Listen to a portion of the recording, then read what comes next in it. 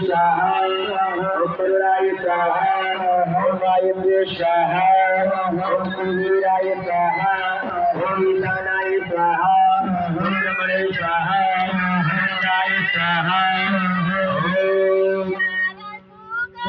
देवताभ्यो स्वाहा ओम असंख्यात स्वाहा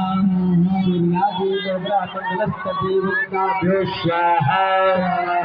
जल जंगे शांति भवतु शांति लस्तु पुष्टि लस्तु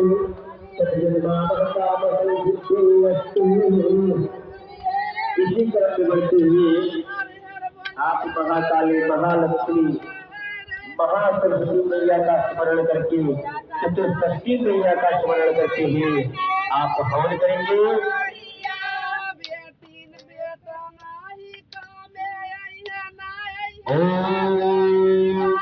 यज्ञ स्वाहा महायज्ञ स्वाहा सिद्धयज्ञ स्वाहा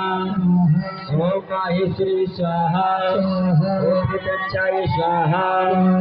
ओम नागन्ने स्वाहा ओम काले स्वाहा ओम कालरात्रि स्वाहा ओम विष्णाय स्वाहा